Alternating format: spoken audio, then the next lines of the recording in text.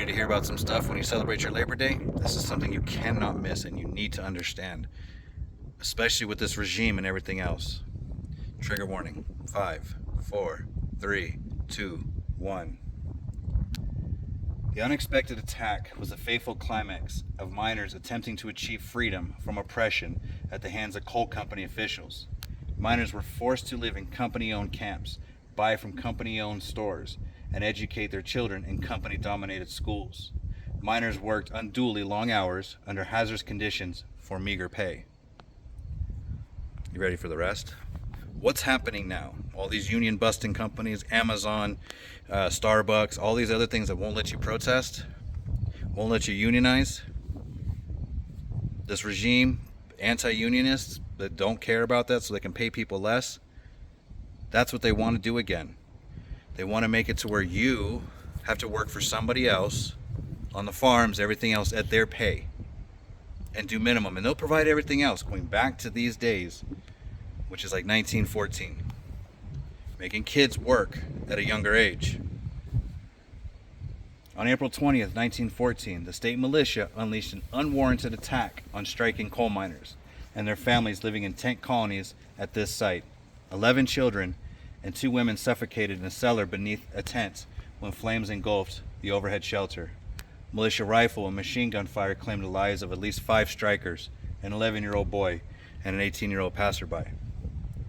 On September 23, 1913, miners struck in protest of these conditions, calling for the recognition of the United Mine Workers Union. Eventually, the alleged peacekeeping militia became infiltrated with company gunmen, leading to this, the Ludlow Massacre. That's the spot. There's a grave. This is the memorial. That was under the tent when it became engulfed. So this Labor Day, while you're celebrating, please remember why Labor Day started. Not just because of this, but because the government and all these corporations, all the corporations own you. You get a paycheck, and some of that paycheck is in coin to pay at the local places, the company stores. Let's read some comments.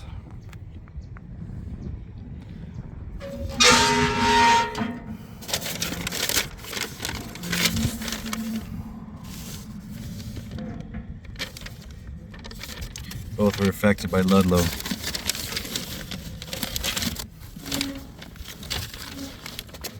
Wow, I mean, look at these stories.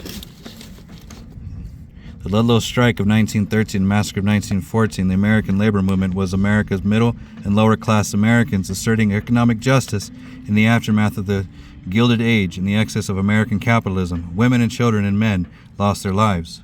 The Colorado coal-field wars, the state militia, its perpetrators, material excess, and widespread political corruption reminds me of today and these times, of today's federal agents and troops in MacArthur Park in Los Angeles, City of Angels, and today's excess of materialism, today's billionaires pumping the grievances economy against immigrants.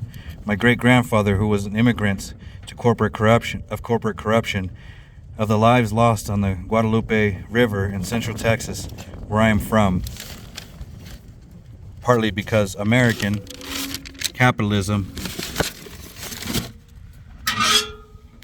mostly all on the right, denies global warming and that threat imposed to human life and humanity. So now we can pump more oil so a few can get richer still. The lives of innocent children on the Guadalupe, the lives of innocent children at Ludlow. Thank you, from Richard from Austin, Texas. What else is here? The United Mine Workers of America and their families were very strong and have communities that fought for what we are now.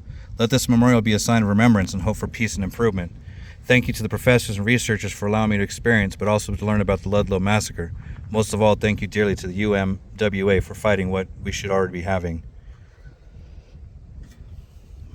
Bill Blackburn, Police Union Life member. Visit with my family, grateful to have this place to bring them to learn and to be together.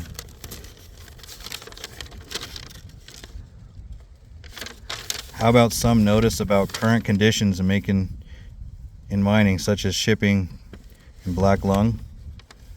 Injury to one is injury to all. Never forget the tyranny of capitalism. A good thing to try to remember when standing up for those who don't have the same thing now. No kings.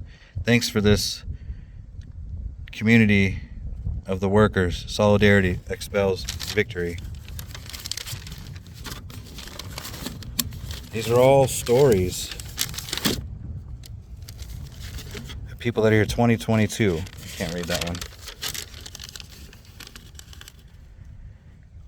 Dogs are so much better than humans. We as people need to fucking chill. How can we live, laugh, love under these conditions? Thanks to those who work to help the common people secure safe, fair, and just working class conditions in our country. Thank you for carrying on the stories forward and how we'll learn to be kinder. Thank you to the women, men, and children who unknowingly gave their lives for us. Love is the answer. After decades of driving by on I-25, we're happy to be stopped. RIP to all those concerned. My heart hurts. Bootstraps, bootstraps. Remember, no one has ever pulled themselves up by their own bootstraps. We've all had help. We get help from our community, our parents, teachers, and from our labor unions. International Brotherhood, Marks, Jane Glazier, electric worker.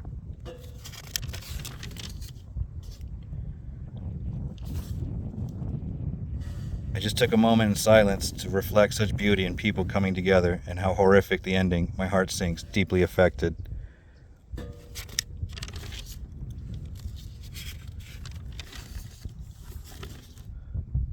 Family that died here.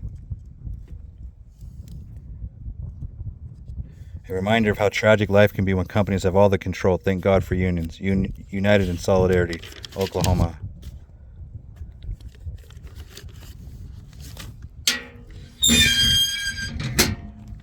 People stopping by. You see the similarities? You see the similarities? People losing their lives. This is all politically correct stuff. When I mean politically correct, I mean enough for Trump to go, oh, look how positive it was.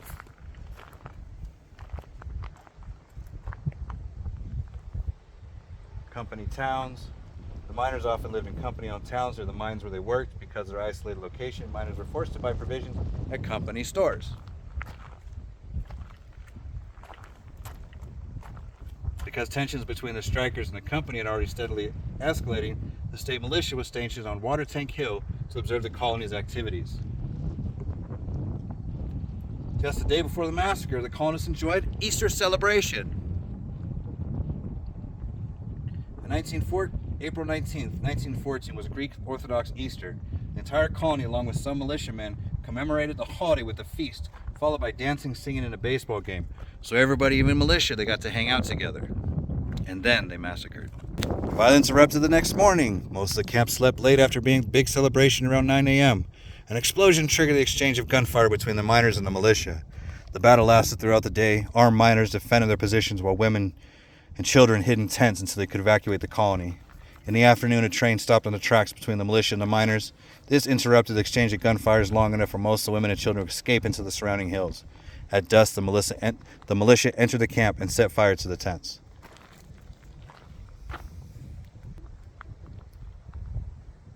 I guess it's a slight improvement from the American Indian Wars, the fake Indian Wars, where the military would come in and just kill anybody. They'd aim for the men, women, and elders, women, and children. Mother Jones on March in Trinidad, ruins of the Ludlow tent colony, death pit where women and children suffocated. 5th U.S. Cavalry called to suppress the strike. Called in to suppress the strike, even though workers were losing their lives. This is always what happens. Anyways, enjoy your Labor Day from Ludlow Massacre in Ludlow, Colorado.